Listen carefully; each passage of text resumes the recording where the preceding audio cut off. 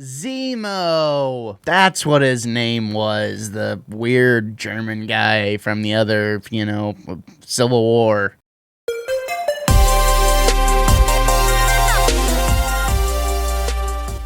Welcome, all fellow wannabes. Welcome to the channel. I am Gabriel Fast. I do claim to be, the Wannabe Critic. Welcome to Wannabe Critic Productions. If this is your first time here, consider subscribing. We do a lot of geeky stuff here. Talk about a variety of, pop culture things, as well as some things from the past. We do pretty much whatever we want here. Video games, comics, music. Actually, there's a whole separate channel for music. Go check that out, by itself. But either way, consider subscribing. It would really mean the world. Today, we are talking about Falcon and the Winter Soldier, Episode 3. The title of that is The Power Broker. So we're just going to get right into it. Basically, the episode starts pretty much where, the cliffhanger from last week left off, which was Sam and Buck talking about Zemo, the things that he had done, because Buck was inquiring about exactly, what's going on with the super soldier serum. Do you know anything about it? To which Zemo replied, nah, man, I haven't done that in a long time. I closed down the Winter Soldier program, but I have an idea of, where we might be able to find some information on that. After they talk to Zemo, Buck is talking to Sam about, how potentially they could, utilize Zemo and what that scenario would look like. Because Sam's like, what, you're going to break him out of jail? And then step by step, we're basically given the process of exactly how it would happen and, basically what the protocols are for that particular prison in general. And, it takes us kind of like step by step, almost like an Ocean's 11 type feeling, of how Zemo exactly would break out of prison. And, with each step, Sam's kind of like, that's crazy. That's insane. That would never work. And then it kind of matches up to where, Zemo, takes out a guard and steals his, garb and is able to sneak out of the penitentiary or the whatever relatively unscathed. And, he's in, cop clothes as he's walking out. As, Sam's kind of coming to the realization of how it could happen. Of course, up walks Zemo after he's broken out of the prison. It's kind of interesting watching these characters do their thing because we had seen them, in Civil War and obviously the stuff with Sharon later on in the episode. We have seen all these characters and they're all directly related to Captain America. And I love how they really play off of the Captain America lore. And in a way, this kind of feels like the characters from the Captain America movies kind of got their own side quests that all kind of led together. And in a way, it's kind of like a B-side Avengers, if that makes sense. I actually kind of like that. These are the B-side Avengers. And it totally works here in a lot of ways. Also forgot to mention, at the beginning, John Walker as Captain America, he's trying to bust in. He's trying to do his own work to try and figure out what's going on with the super serum. And, basically no one gives him respect. I gotta admit, I don't think he looks, I think it's kind of the point to make him look very un-Captain America-esque. I mean, he's got the shield and he's wearing the colors, but just doesn't really feel like Captain America at all, actually. And at one point, the German guy, spits in his face and he's like, do you know who I am? John Walker, and, the German guy just I don't care, It's just kind of interesting to see kind of where they're going with that character and, kind of the ideas. It's he's not getting the respect that he wants as Captain America. And given his past and the things we've seen of him so far for his character, it's probably going to take a toll on him and he might even become a villain of sorts. Anyways, back to Sam, Bucky, and Zemo. Sam is pretty much okay, you don't move unless we say so type thing. And, Zemo has this elaborate plan of how we're going to, kind of learn about the super soldier serum, to which we go. Basically, then we travel to the setting of Cyberpunk 2077. I literally had to go back into the episode to try and find what the name of the place that they were actually in was called. And it's Madripoor. They go to Madripoor, and they have this elaborate plan to be able to talk to, someone that we would come to know as Selby, to try and get some more information about, where the super serum is coming from. And we kind of get some more rumblings, about the power broker thing and exactly who the power broker is, which we still don't even know who the power broker is, and I don't really know a ton about the power broker. I understand it's kind of supposed to be, Google says it's supposed to be some sort of, a character based off of satire of health and fitness, which would kind of make sense given that, the Flag Smashers are out to try and steal medicine and, get people healthy and, all that jazz. But I digress. So we're back in Night City, basically, Madripoor. And, Zemo's cooked up this plan. He's like, you look kind of like this guy named the Tiger King or whatever. And,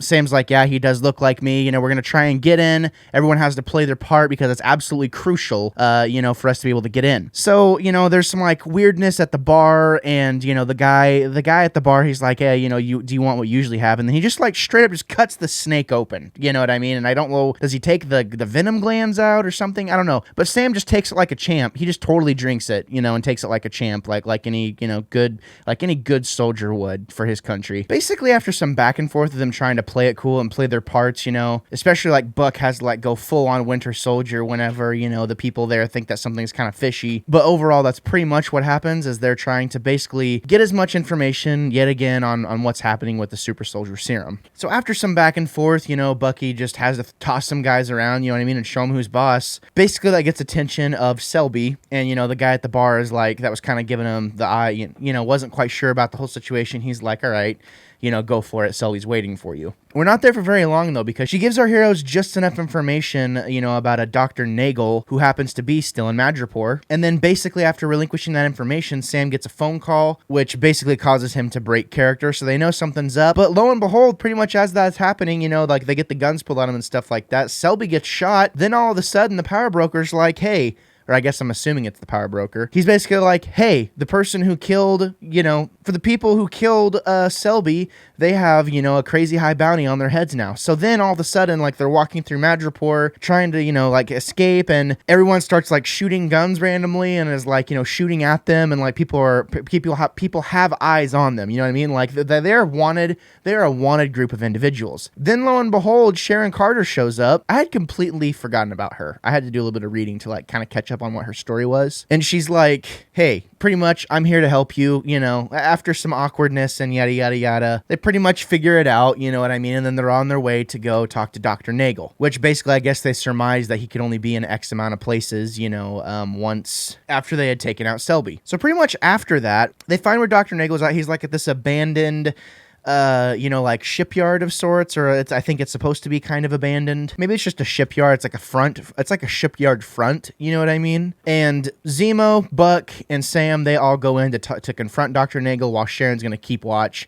And she messes some dudes up in this scene. I mean, she's just completely makes a fool, out of all these bounty hunters that are after our heroes. But while she's doing that, they're kind of getting information out of Dr. Nagel. He talks about how he was able to extract, DNA from people who had been exposed to the super soldier serum, and he had been able to basically, and not so many words, he basically is saying that he was able to perfect it. I think the word he used was actually optimize. He was able to optimize the super soldier serum. And after he had done that, basically, during his work, he was about to finish his work, because, Sam's like, why haven't we ever heard about this? He's about to finish his work, and then he got turned into dust, basically, with half of the other world. So 5 years later, after he's, goes to finish his work, it had been long abandoned, but then the power broker was more than happy to, oblige and fund his research. But after he had finished it, Carly, I believe her name is Carly Morgenthau, aka lady who's been beating our heroes up, she's the lady from the Flag Smashers with all the freckles on her face. She stole all the vials, which makes sense because, that would mean that all the people around her who are,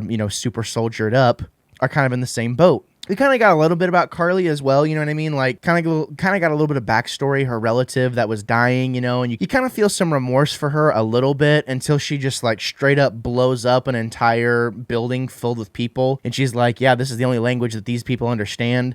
I don't know. I'm having a hard time getting on her side, which is, it's whatever. I think they're just kind of placing her in front of us because, she's kind of just a front for the real bad guy. But I don't know. I could be wrong. But after relinquishing all that information, Zemo ends up killing Dr. Nagel because, obviously no loose ends, and Sam and Buck are like, yo, what's up? Then after that, they just get blown up by some more bounty hunters. A bounty hunter straight up Zuka's, the container that they were in, but somehow they're able to escape. Sam and Buck, they're kind of bickering back and forth, talking kind of doing the odd couple thing, being very in character. It all works out, whatever. Sharon's like, oh yeah, this is quite a reunion, Basically, the episode ends. We have a general idea of where we're going. We still need to know more about what's going on with the Flag Smashers. We need to figure out where these traces of the super serum are. The biggest thing is we need to figure out who the power broker is, who he is, and what he wants with the super soldier serum, since it is such a valuable asset. I feel like that's the natural step for where we're going to go next. That being said, though, we had a nice little nugget at the end, you can kind of tell Buck's a little off whenever he's talking to Zemo. Zemo's kind of like, oh, this reminds me of the Sokovia Memorial, well, the streets they're walking through, and he's like, have you guys even visited the memorial? And then basically he's kind of pretty much like, why would you, why would you visit it? And, going from there. But Buck feels something a little bit off, and he's like, okay, I'm going to go for a walk, I'm going to walk this off or something like that. Then he basically comes into contact with someone from Wakanda, Wanda, and he's like, I thought I would run into one of you guys, sooner or later. And come to find out, like, okay, this person is after Zemo, which would make sense because Zemo is really the real reason why King T'Chaka was killed. So, we have another layer to add to this crazy show already. There's so many things going on. I'm sure I missed a lot of stuff, but that was kind of like the main things that I got out of this episode, the main things that I noticed. I'm excited to see where this goes. It was a pretty action-packed, pretty action-heavy episode. I liked Zemo. I liked kind of seeing him come into his own as a character, us seeing more of his character, and like now we have to ally ourselves with this character, almost kind of like a more down-to-earth Loki type vibe. I know that's probably high praise, whatever, but that's just kind of how I feel. Like I said, this is like the B-side Avengers in so many ways, and I really like how they're kind of fleshing these characters together and making them feel more important. These B characters feeling more important, and we care about their stories more, and it's just it's an interesting place, to find ourselves inside the MCU. But what did you think of it? I've been rambling on long enough. What did you think of the episode? Did you, it was kind of different from the last two. It was more action heavy and more dialogue heavy, I thought. I thought it was nice to kind of have a change of pace. And this might actually be my favorite episode so far. I liked kind of we start to see John Walker's character kind of break a little bit, like Captain America's big shoes to fill, buddy, and no one really cares that you're the new Cap. So, what are you going to do? I think that's the biggest thing is like, dude, I could take you. Look at me. I could take you, John Walker. Fight me. No, he would demolish me. I liked a lot of things about this episode. It feels like there were times I felt like the CGI was kind of a little, noticeable, like wasn't quite as top tier as some of the, other movies that we've seen in the past. But that's okay. It's a TV show. I still think this is the best show that Marvel's done so far. But once again, what did you think of it? Let me know in the comments down below. Thank you so much for watching. If you made it this far, I really, really appreciate it. And if you want to continue to see my weekly updates, make sure you subscribe and hit the bell, and you'll be notified every time I upload stuff. I do stuff other than the Falcon and the Winter Soldier, so definitely check out the other stuff that I'm a part of down in the description down below. With that being said, thank you so much, and check this out. Whatever possessed you to check out the podcast or the YouTube channel today, I just want to say thank you so much for doing so. If this is your first time here, I would appreciate it, if you would consider subscribing. As you can tell, it's not just me here anymore. I mean, I do stuff by myself, but the podcast is going to reside here from now on, in video form. So if you want to see more content, if you want to be notified, every time we post something, whether it be a clip, a podcast, a review, an interview, whatever it may be, if it's gaming stuff, make sure you click that bell and hit the subscribe button, and we will see you next time. Thanks for sticking around, and thank you for preparing yourselves for a plethora of hot takes and potentially unpopular opinions. I'm Gabe Fast. I will always be the Wannabe Critic.